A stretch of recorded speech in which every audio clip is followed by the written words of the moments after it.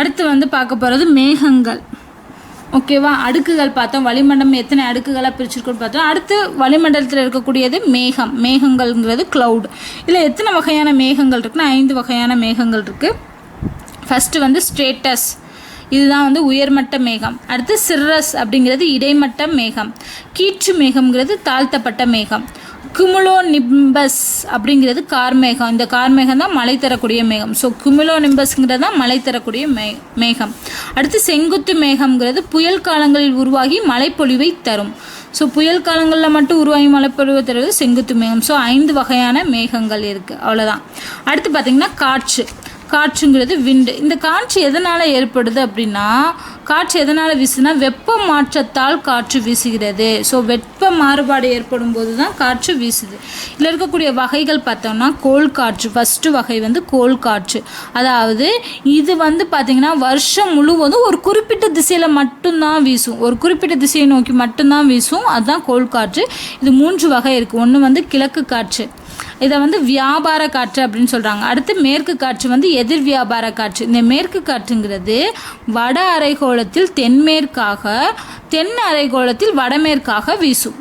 So வட அரைக்கோளம்னா வடனா தென்மேற்கு, தென் அரைனா வடமேற்கு. ஸோ இந்த மாதிரி வீசக்கூடியது தான் இந்த மேற்கு காற்றுகள். இது 40 டிகிரி தென் அச்சத்தில் வீசும்போது இதை கர்ஜிக்கும் 40 அப்படின்னு சொல்கிறாங்க. ஸோ 40 டிகிரி தென் அச்சத்தில் இது வீசுச்சுன்னா, இந்த காற்று கோள் காற்று வீசுச்சு, அதாவது மேற்கு காற்று வீசுச்சுன்னா அதை கர்ஜிக்கும் 40 அப்படின்னு சொல்கிறாங்க.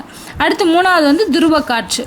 ஓகேவா, கிழக்கு மேற்கு துருவ காற்று. ஸோ 3 காற்றுகள் இருக்குது. இது வந்து கோள் காற்றோட வகைகள். அப்புறம் வந்து பருவகால மற்றும் பகுதி நேர காற்றுகள் அப்படின்னு சொல்கிறாங்க. மான்சூன் சொல்லுவோம் இல்லையா, அதுதான் பருவக்காற்றுங்கிறது மான்சூன். ஸோ இது மௌசிம் அப்படிங்கிற அரேபிய சொல்லிலிருந்து அந்த மான்சூன் அப்படிங்கிறது உருவாக்கி இருக்குது. அதோட பொருள் வந்து பருவங்கள். அதான் இந்த பருவக்காற்று அப்படின்னு சொல்கிறோம். இந்த பருவக்காற்று வீசக்கூடிய நாடுகள் பார்த்திங்கன்னா இந்தியா, வடகிழக்கு ஆசியா, வட ஆஸ்திரேலியா. ஸோ இந்த 3 நாடுகளில் மட்டும்தான் பருவக்காற்றுங்கிறது வீசுது. ஸோ இந்தியாவில் பருவக்காற்றுங்கிறது 2 பருவத்தில் வீசுது. ஒன்று தென்மேற்கு பருவக்காற்று, இன்னொன்று வடகிழக்கு பருவக்காற்று.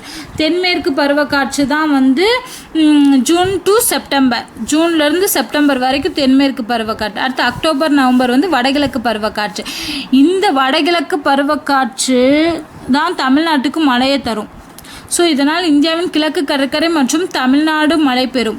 இந்தியாவோட கிழக்கு கடற்கரை பகுதிகளும் தமிழ்நாடும் இந்த வடகிழக்கு பருவக்காற்றில் தான் மழை பெறும். ஸோ அப்போ தமிழ்நாட்டுக்கு மழை வர்றது வந்து அக்டோபர் அண்ட் நவம்பரில் தான் மழை அதிகமாக இருக்கும் வடகிழக்கு பருவக்காற்றில். ஓகேவா, ஸோ இது வந்து இந்தியாவில் ஏற்படக்கூடிய பருவக்காற்று. அடுத்து பகுதி நேர காற்றுங்கிறது வந்து என்னென்னா 2ஆக பிரிக்கிறாங்க. ஒன்று கடல் காற்று, இன்னொன்று நிலக்காற்று. கடல் காற்றுனா என்னென்னா பிற்பகலில் கடல்லேருந்து நிலத்தை நோக்கி வீசுமா, அதான் கடல் காற்றுன்னு சொல்கிறோம். நிலக்காற்றுங்கிறது என்னென்னா நள்ளிரவுக்கு பின் நிலத்திலிருந்து நீர்ப்பரப்பை நோக்கி வீசக்கூடியது நிலக்காற்று. ஸோ கடல்னா கடல் டு நிலம், நிலம்னா நிலம் டு கடல், நீர்ப்பரப்பு, அதுதான் வித்தியாசம். ஸோ இது பிற்பகலில், இது வந்து நள்ளிரவுக்கு பின், அவ்வளோதான். இது பகுதி நேர காற்று. அடுத்து 3வது வகை வந்து மாறும் காற்றுகள் அல்லது சீரற்ற காற்று.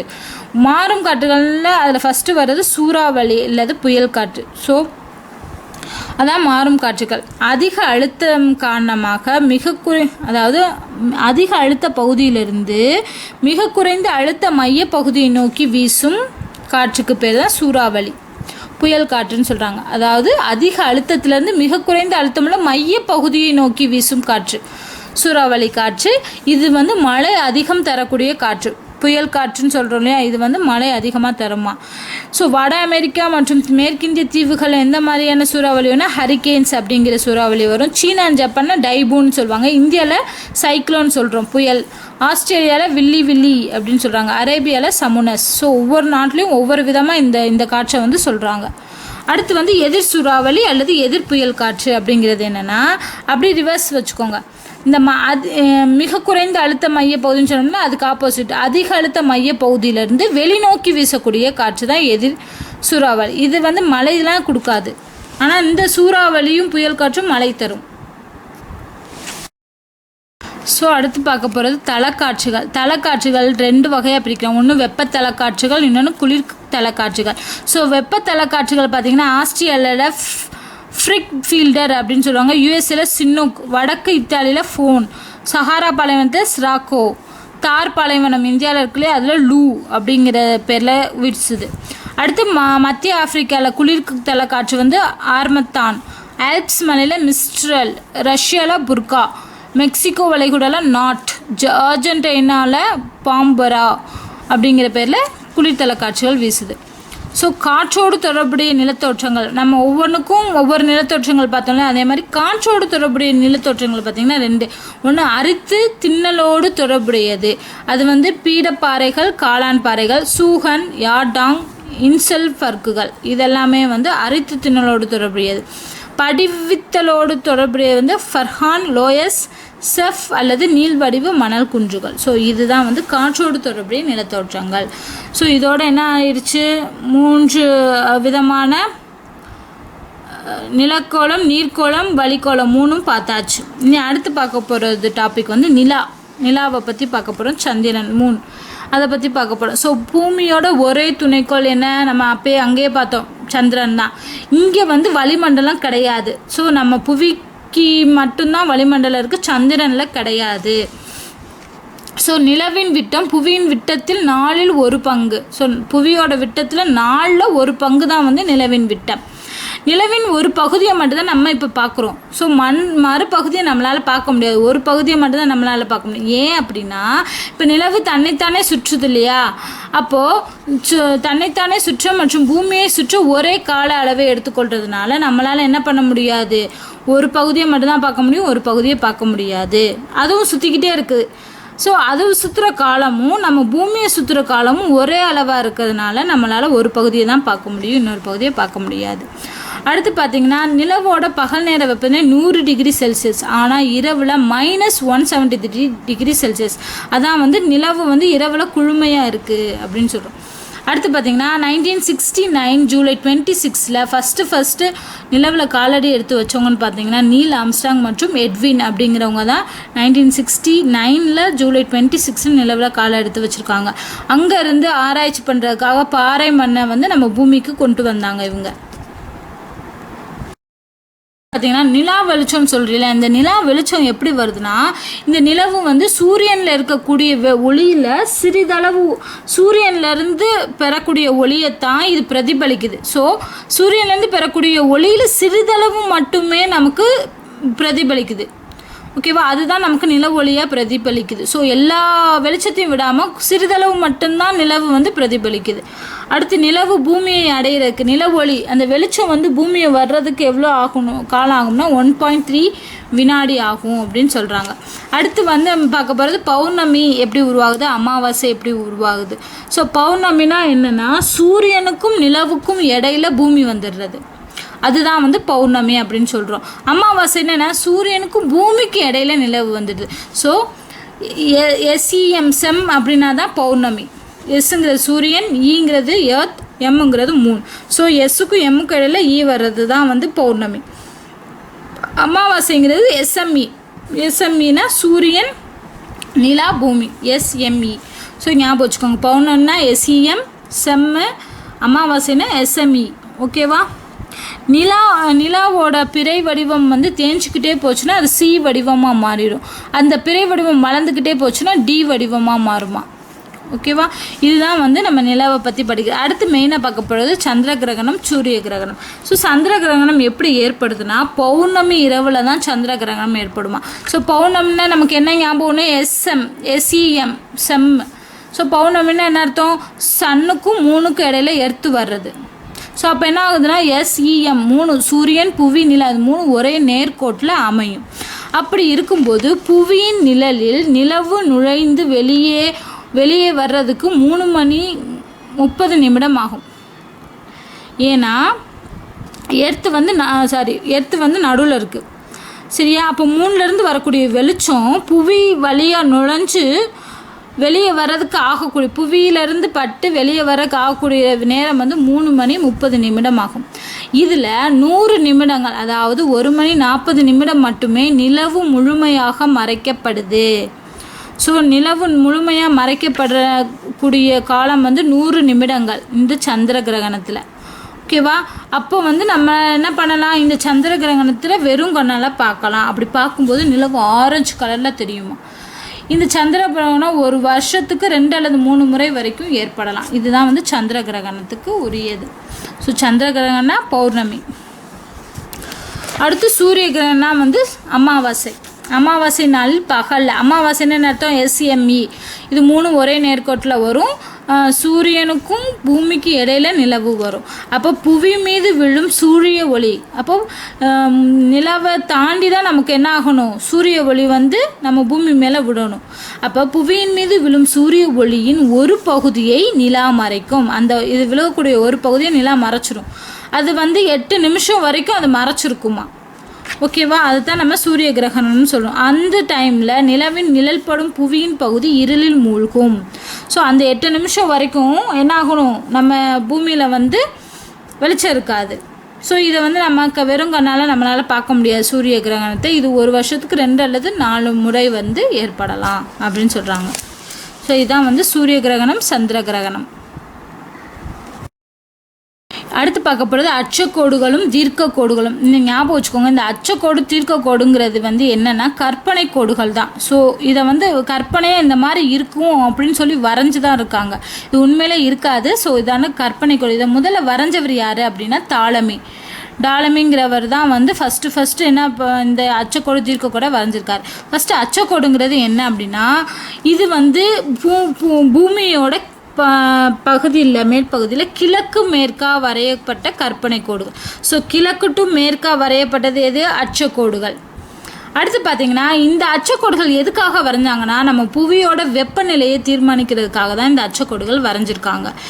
இப்போது 0 டிகிரி அச்சக்கோடு, நிலநடுக்க கோடு அல்லது புவியிடை கோடு அப்படின்னு சொல்கிறாங்க. 0 டிகிரியில் அச்சக்கோடு வரைஞ்சோம் அப்படின்னா அது வந்து நிலநடுக்க கோடு அல்லது புவி இடைக்கோடு அப்படின்னு சொல்கிறோம்.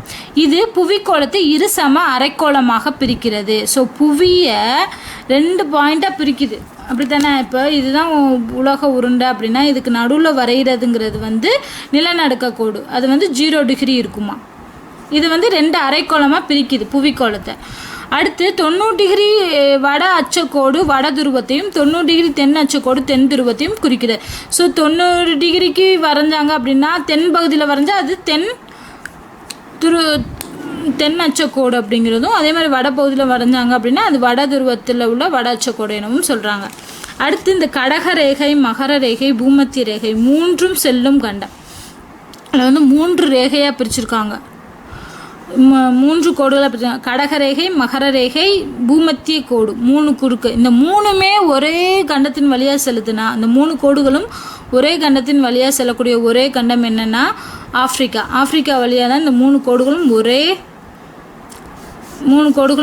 இந்த கண்டத்தின் வழியாக தான் போகுது. ஓகேவா? அடுத்து 2 முக்கிய அச்சக்கோடுகள் மட்டும் செல்லும் நாடு, 2 அச்சக்கோடுகள் மட்டும் செல்லும் நாடு பிரேசில். இந்தியாவில் செல்லும் முக்கிய அச்சக்கோடு வந்து கடகரேகை. ஸோ இந்தியா வழியாக செல்லக்கூடிய அச்சக்கோடு வந்து கடகரேகை. ஓகேவா? ஸோ அச்சக்கோடை 3ஆக பிரிச்சிருக்காங்க. கடகரேகை அச்சக்கோடு, மகர ரேகை அச்சக்கோடு, பூமத்திய அச்சக்கோடுன்னு. ஸோ அந்த 3 செல்லக்கூடியது ஆஃப்ரிக்கா, 2 மட்டும் செல்லக்கூடியது பிரேசில். நம்ம இந்தியாவில் செல்லக்கூடிய அச்சக்கோடு வந்து கடகரேகை. நிலநடுக்க கோட்டு பகுதியில் ஆண்டு முழுவதும் இரவும் பகலும் சமமாக இருக்கும். ஸோ நிலநடுக்க கோட்டு பகுதின்னு சொல்கிறாங்க இல்லையா, அதாவது 0 டிகிரி அச்சக்கோடு, இந்த பகுதியில் மட்டும்தான் இரவும் பகலும் சமமாக இருக்கும். 12 மணி நேரம் இருக்கும். ஓகேவா? அடுத்து தீர்க்கக்கோடு. இப்போ மேலே பார்த்தது அச்சக்கோடு, இது தீர்க்கத்தோடு. அங்கே என்ன பார்த்தோம், கிழக்கு மேற்கா வரையப்படும். இங்கே வந்து புவியின் மீது வடத்தென் துருவங்களை இணைக்கும் கற்பனை கோடு. ஸோ வடத்தென் துருவங்கள்னா இது, கிழக்கு மேற்குனா அச்சக்கோடு. இது பார்த்தீங்கன்னா ஒரு இடத்தோட நேரத்தை கணிக்கிறதுக்காக உதவுது. அது வந்து வெப்பநிலையை தீர்மானிக்க உதவுது. தீர்க்கக்கோடுங்கிறது வந்து நேரத்தை தீர்மானிக்க உதவுது. ஸோ இதில் 0 டிகிரி தீர்க்கக்கோடுங்கிறது என்னென்னா கிரீன்விச் தீர்க்கக்கோடுன்னு சொல்கிறோம். அங்கே 0 டிகிரி அச்சக்கோடுங்கிறது வந்து நிலநடுக்க கோடு அல்லது புவியிடை கோடு அப்படின்னு சொன்னோம் இல்லையா, அது. இந்திய தல நேரத்தை, இந்தியாவோட நேரத்தை எப்படி கணிக்கிறாங்க அப்படின்னா 80 டிகிரி 30 டேஷ்